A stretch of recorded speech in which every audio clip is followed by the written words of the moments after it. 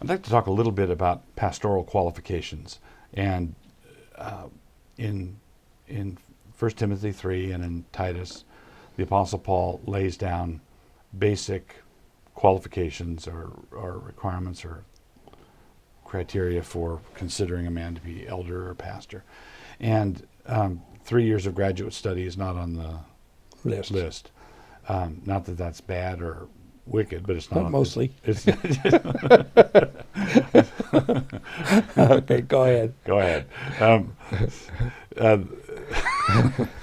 So, but family qualifications are on the list. Yeah. I'd like to make a few observations about what it takes to be a father in the church.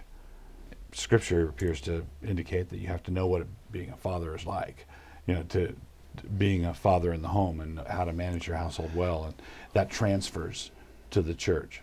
Could you talk about what neglect of this requirement has done? Well, several things. First, when I was a kid, there was a saying said the worst kid in town was the pastor's kid.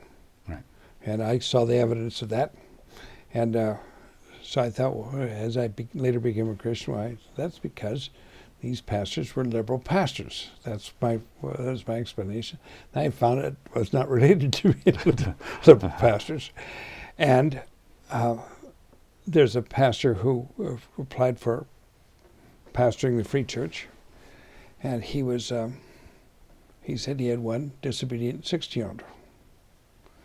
And for that reason, the church did not call him. Later on, he told me that the 16-year-old was now 20 and led the 18-year-old daughter away from God. And so I talked to him about stepping down. I saw him at a Free Church conference. He said, well, he talked to older pastors, and they always said, well, I had children like that too, and just stay with it. Yeah. Stay with it. And I said, well, it's just not biblical. Well, he said, I offered to resign, and the congregation said no. Said no. So I just accepted that. Well, he later became district superintendent. Okay. And wherever I saw him, I asked him, what about the kids? Still away from the Lord. Let me interject something there.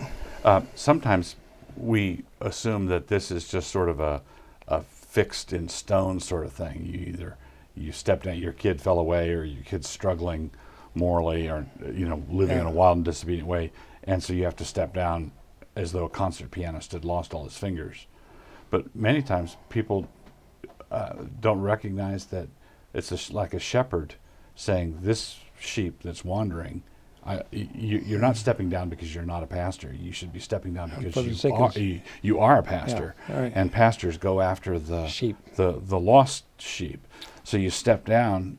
Oftentimes, it seems to me that if more pastors were willing to override their sessions and override their congregations and step down to go after the lost sheep, they would get the lost sheep. I believe that.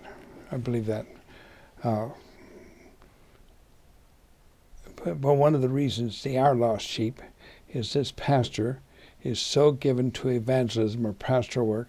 He spends all day with all the sinners in town and all the hurting units, and he comes home and he's whipped, and he has no time for the kids. Mm-hmm. He's just beat out, and pretty soon the kids see that Jesus Christ is the enemy. He's the competition for attention from my father. And the lordship of Christ means the back of Dad's head going out the that's door. That's right. And so that's their view of a Christian. So when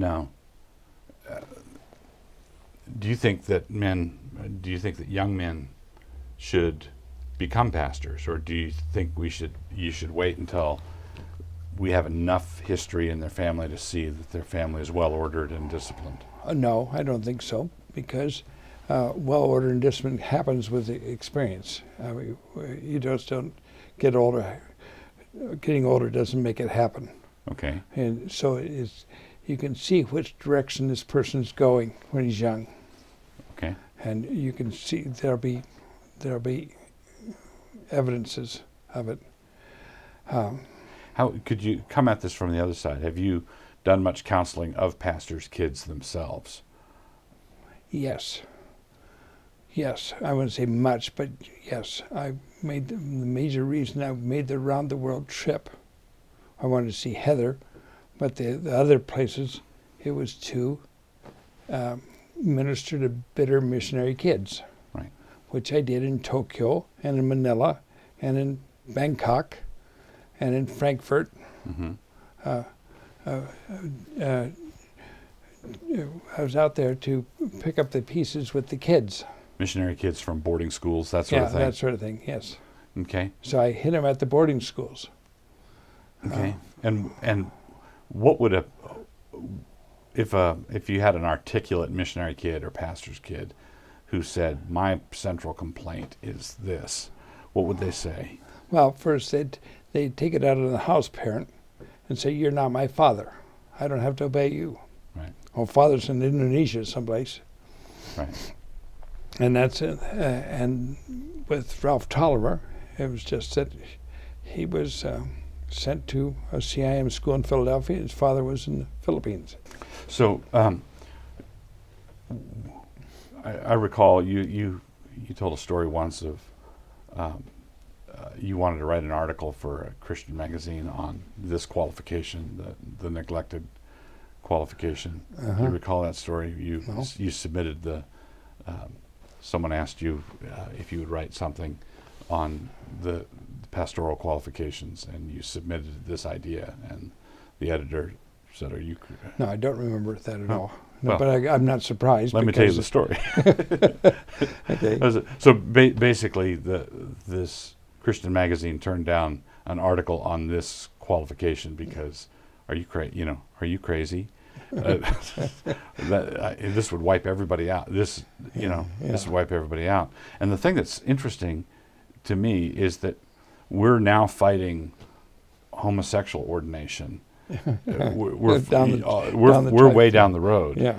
But as homosexuals will argue, we're not the ones trashing marriage. It's heterosexual divorce and adultery, and you guys trashed marriage before we came along. Mm-hmm. And it seems to me that conservatives have trashed biblical qualifications in sexual biblical qualifications first, because family and marriage are in 1 Timothy 3 and Titus.